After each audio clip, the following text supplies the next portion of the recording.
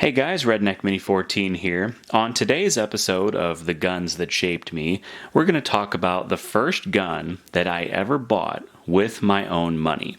And that is the Marlin 336W in 30-30 Winchester that I bought for $350 on a one-day sale at Bass Pro Shop. Now, this model of rifle, the Marlin 336, is a rifle that I had done quite a bit of research on, and I knew that this was the rifle that I wanted to be my first deer rifle, because when I was, 17, 18, I wanted to get into deer hunting, and my uncle, he's a big deer hunter, and the father of one of the girls that I was dating in high school at the time, he was a big deer hunter as well. He would go every year and he would usually get 2 deer, him and his son. So, I really wanted to get into hunting. I really wanted to try deer meat. I haven't really had deer meat up until this point in my life. I had tried some deer sausage here or there, but, never had any like deer burgers or deer steaks or chops or tenderloin. I didn't have any of that stuff, and I really wanted to see what it tasted like. I wanted to be able to go out in the woods with a rifle and just, be with nature, basically, is what it comes down to. So I did a lot of research trying to figure out, what kind of rifle that I was going to use to hunt deer with, and I really was into lever action rifles. The only lever action rifle of any sort that I had was my Red Ryder BB gun. At this point in my life, I had a couple of shotguns. I had a semi-automatic 22 rifle and 22 pistol, but I didn't have any sort of a lever action or even a bolt action for that matter. But I had shot bolt action 22s before, but I really wanted a lever action, and so I did the research, found out that 30-30 was a proven round, and it's a very popular round, and you could just go and get the ammunition from Walmart for a fairly reasonable price compared to some of the other deer hunting cartridges. At least at the time you could. I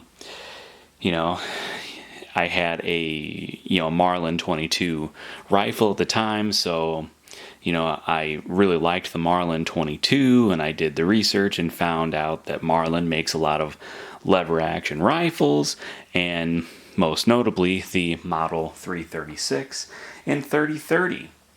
And so, it didn't take too much digging around to figure out that I really wanted a Marlin in 30-30. And, I was saving my pennies and, just waiting till I could turn 18 so I could go out and buy my own rifle. And so, the Bass Pro ad came out right around my birthday, and one of the sales that they had was for a Marlin 336 in 30-30, and it was $350, which at the time you could get, the cheapest Marlins, they were around $400. Nowadays they're a lot more money, whether you're talking about a Marlin or a Winchester or a Henry or any of these other lever action rifles that they have today. I mean, you're talking about pretty close to $1,000 for some of the cheaper ones, probably at least $800 for the cheapest ones. And it's crazy how much they've gone up in price in the last decade, but that's just the way it is. But, for a one-day sale, was able to get this one for $350, and yeah, it was the cheapest Model 336 that you could buy. It didn't come with a scope, that came later, but it came with this camouflage sling. It has the sling swivels already in it. You didn't have to add the sling swivel, so that was nice. You didn't have to buy that extra. Has the gold trigger, which, it is what it is. I could take it or leave it, but it does make it look pretty nice. Now, this is a Remington or a Freedom Group produced Marlin 336, as is, I think, almost all of my other Marlins were actually produced by Remington or Freedom Group, and so everybody calls them Remlins. And to be honest with you, this particular one, in terms of quality control, is the worst out of all the ones that I have. But it's not as bad as I've seen some other people have. It's definitely, it's functional. I was able to shoot a couple of deer with this over the years. Now, being that this was my first deer rifle, this is not, in fact, the rifle that I shot my first deer with. In fact, it wasn't even the rifle that I shot my first 3 deer with. I think I had to wait until like my 4th deer that I actually shot one with this rifle. We'll go into that in another video, but anyway, this is the first deer rifle that I ever bought and acquired, but it actually took quite a few years before I actually got a deer. The first year that I was hunting, I had this rifle, and I was in the deer stand, and I actually saw a buck, and I'm pretty sure it was a legal buck with 4 points on one side, at least. But it kind of came around, and I didn't really get a good shot until like it was right around the property line between our property and the neighbor's property, and I was facing the neighbor's property. And so if I shot it and it were to run, it would have run onto the neighbor's property, and I just, as a first-time hunter, did not want to have to deal with that, which is unfortunate because I probably could have killed that deer. And, my first deer would have been a buck, and it would have been shot with my 30-30. But, I did not want to take that risk and have to deal with that. I didn't know those neighbors, and in fact, those neighbors aren't even there anymore. It's somebody else that lives there who we still haven't met. I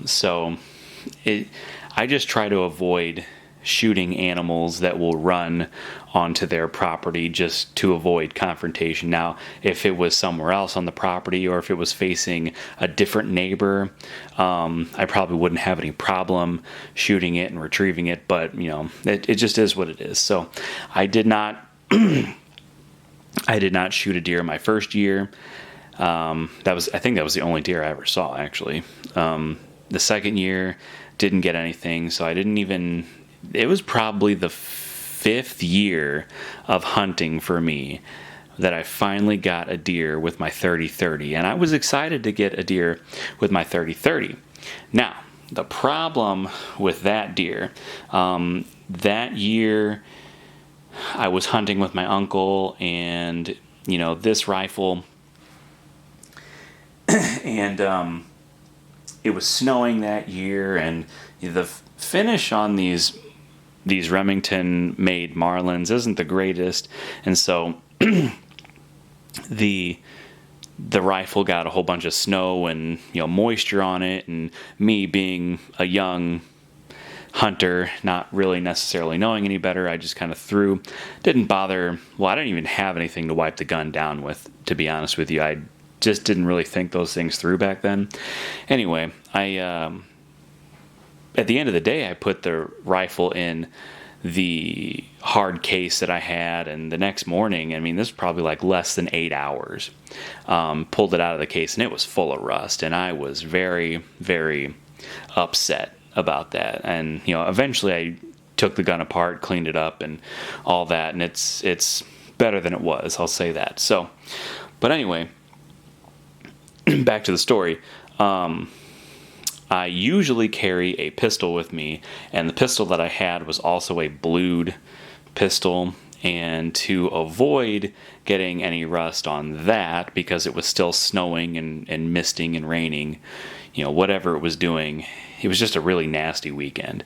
And to avoid getting any rust on that gun, as well as the gun, as my rifle that I already had a bunch of rust on, I decided to not carry my pistol into the deer stand with me that second night. And that was a mistake. Because the whole reason why I carry a pistol, well, there's two reasons. One, for self-defense, in case I come across a coyote, a bobcat, a rabid animal, anything that poses a threat. And the second reason is if I were to shoot a deer and I were not to kill it right away, when I would go find the deer, a pistol would probably be a better way to give a mercy shot on the deer, just to put it out of its misery, as opposed to a rifle like this that is a scoped rifle. And this particular one, you do not have the use of iron sights. The reason that is because my uncle insisted that I have a scope on this rifle, and he bought the scope and the mount and had it mounted. And instead of having like a see-through mount where you could use the iron sights, he had them put this on. And anyway, you can't use the iron sights on this rifle. And I've missed a few different deer because I did not have the use of my iron sights, because the deer would be too close and I couldn't find the deer in the scope fast enough before the deer was gone. So anyway, back to the story, is that I was sitting in the deer stand with only my rifle, no pistol, and 2 yearling deer came out of the woods like right before sunset. These were like the only deer I had seen all weekend. I think I'd seen them, or at least one of them, earlier in the weekend, and I decided to, not shoot them because they're small, and I was hoping for a bigger deer, and then those were the only deer I ever saw. So, I decided I wasn't going to take any chances because the weekend was almost over.